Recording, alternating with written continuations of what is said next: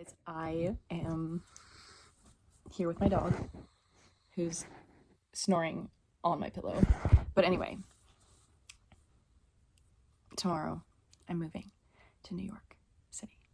And this is something that I have been saying that I was going to do for probably now about 7 months. And I'm really excited because it's happening. It's a huge leap of faith. I'm going in blind. I don't have any plan. I have a bit of money saved up from working my ass off all summer. Literally, like, just no social life, working 2 jobs and hustling and grinding and keeping my eye on the prize. I'm going to Brooklyn and I have no plan. I just know that this is the right thing for me and everything will unfold very naturally, as it always does when I start over in a new place. And I'm so excited to see how New York will surprise me, because every time I've moved anywhere, I have a very vague idea of what direction I want to go in, but the way that it plays out is always 10 times better than what I could have ever planned or imagined. A lot of people have asked me before, oh, you've traveled so much, you've gone here, you've gone there, how do you do it? Or I just get a lot of questions, and I thought, this time, why not just like vlog? Why not? Like, literally, nothing to lose. And I figured like it would be a good thing for me to show how I move through the world in a flow and very open to possibility. Even when there are moments that are challenging, I grow. I'm just genuinely so proud of myself as well for giving myself this dream, because it took a lot of hard work and it took a lot of like sitting still, a lot of processing, and a lot of letting go of Bali and my previous chapter, which took months, honestly. Good night, Waylon. Good night, guys. I gotta go to bed. Waylon, what you doing there, bunny? What you doing there, bunny? So did your flight still say it's leaving on time? It does. People lock your suitcase. Okay. Are you excited for your daughter to move to New York? I'm always excited for her new journeys. Yes, I hope she finds her path, her happiness.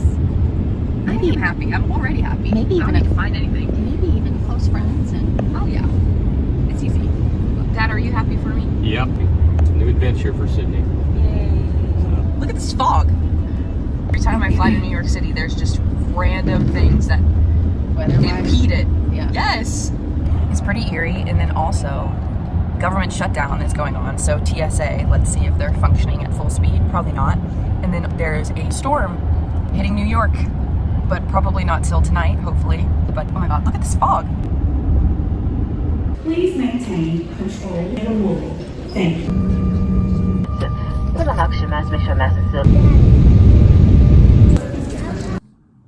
Do we hear the police sounds? Welcome to New York. I need to catch you guys up. Oh my god. I landed and my landlord had offered to pick me up from JFK, and she said that they would be picking me up in a gold Toyota Highlander. I was like worried that maybe I was gonna be scammed, because I had already wired them the first month of rent and the security deposit, and I was like, okay, I hope these people actually show up and that this is really happening. Lo and behold, they actually picked me up in a gold Toyota Highlander. They are legit. My room is legit. Everything is legit. I have not been scammed, which is a joy. In case anyone is new here, I should probably bring up that I lived the last 5 years in Indonesia before moving back to the States. And what really drew me to renting this room in the first place is that Julia said to me from the get-go, oh my gosh, I used to live in Indonesia. I used to live in Jakarta in the 70s. And I was like, no way. What are the odds of that? She was not lying. Half of this house is decorated in Indonesian stuff. Literally check out this decorative pillow. Can you believe it? This is the most Javanese thing I've ever seen. And then we've got batik. So there was that connection from the get-go. Just the synchronicity of that is still blowing my mind. Honestly, my friend, who's an incredible astrologist, psychic, like I would call her a psychic, she was like, when you get to New York, you're gonna have synchronicities out the ass. I'm having synchronicities out the ass day one.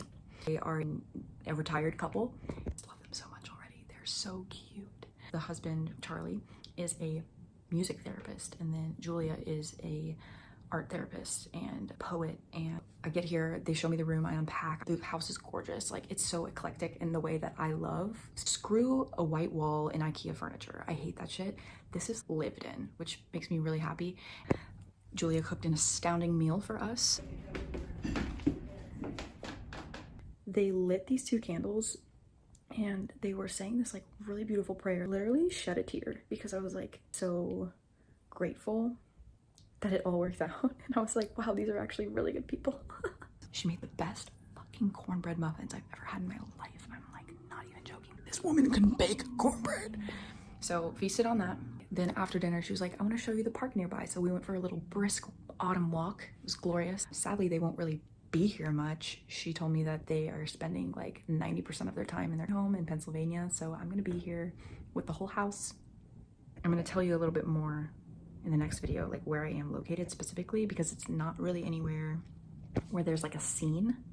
I'm definitely more in a residential area, but I figured it would be a great like stepping stone for me as someone that's never lived in a concrete jungle to like slowly integrate into this city. And having the park right next door, literally right down the street, I walk, I don't know, 20 steps and I'm at the park. That's what I like. Okay, this has been day 1 of me, a girly squirrely, moving to New York City with no plan. Oh, wait, I forgot to tell you the best thing. Excuse me. The best part is that tomorrow morning, me and Julia are waking up and going on a Trader Joe's run.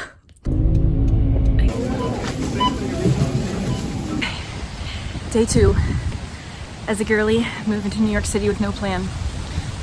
I'm here at the reservoir. Okay, it appears there is water over there. Trying to do a little running, trying to start some new good habits, and my family is doing the turkey trot for Thanksgiving, so I gotta get in shape. I'm just out here exploring. It's rainy. Wait, is it just me or are the squirrels like black? Or are they so dark? Really wish you guys could smell the air right now. Okay, I'm really cold, so I'm going back. There it is. Pretty. Okay, so this is the walk up. I just got back from that walk run. I made myself a little healthy snack. This is Greek yogurt with fruits and nuts. I spoke to you guys a bit before about how I'm here with no plan. That being said, I do work online part-time and I really like my job. It's really fun. I am looking to pick up some sort of supplemental part-time job here, and I actually already secured an interview, and that's happening in a few hours. It's just going to be a FaceTime interview for kind of like this caretaking / nannying opportunity down in Manhattan. I'm not sure if it's going to work out because the commute, but it sounds like it could be something to do that ticks that box for me of just like being around people. So let's see how that goes. I would love to work at a bookshop, and not just doing the retail aspect of that, but I would love to be like helping to organize community events such as like book clubs or author signings, or I could help them with their marketing. So that's another idea that I have. I can always serve, I can always pick up something in the food industry. I have a lot of experience in that, but let's see. I've been really loving this Wild and Sacred Feminine deck, and I bought it very recently, but it is so well done and the art on the cards is just beautiful. Last night, I drew a new card, Transformation Butterfly. Look how pretty that is. That is such a pretty card. It says, change hovers nearby, perhaps even before you feel ready. Undergoing the grit of transmutation, when everything gets undone, it can be difficult to conceive what new form awaits you. Nevertheless, butterfly indicates a pressing need for the psyche to break free of habitual identity and surrender to a process of radical growth. To earn your wings, you must be willing to shed your skin and liquefy into a cosmic ooze. I feel like I liquefied into a cosmic ooze over the summer. That was really hard for me, I'm not gonna lie. So only after this nearly complete self-annihilation can a new life begin.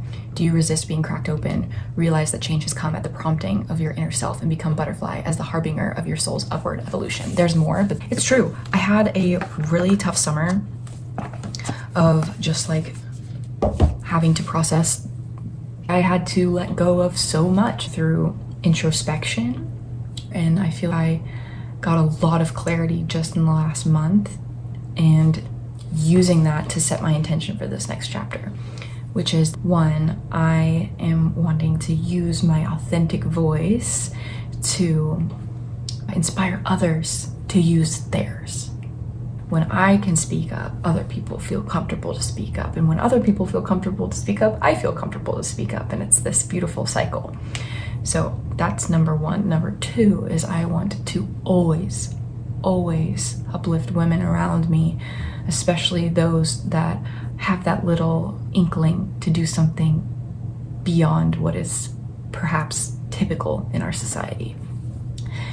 In my 20s, I did a lot of exploring and I figured out who I am at my core, stripped away from my culture, my family, my friends here, like really getting to the heart of who I am, what I am and what I am not. I tried on a lot of different hats and I got to figure out what stuck, and I think there will always be a part of me that's multi-passionate and multidisciplinary and loving to try new things. But now I feel so empowered to start this chapter from a place of knowing who I really am and what my values are. I would love to champion women in choosing to define their own lives. I have lived a very unconventional path, and it's really hard to do that. Of course, there were adventures and highs, but there were also many times where I had self-doubt and I felt like such an outsider. And I want to help more women understand that's okay. When you choose to live and walk an unconventional life path, you're gonna have doubt creep in, but it's important just to follow your intuition and follow your gut and do what feels right for you, no matter what. No matter what other people say, no matter external pressures. So yes, that is my goal. I'm going to probably edit this video now and shower and get ready for that interview. Probably gonna batch cook a little pot of chili.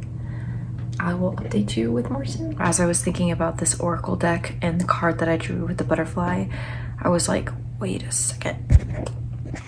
This is literally fabric that Julia got from Indonesia back in the 70s. And she was explaining it to me, and I didn't even think about the symbolism of the butterfly at that time. This is another crazy synchronicity to me. I am on the right path.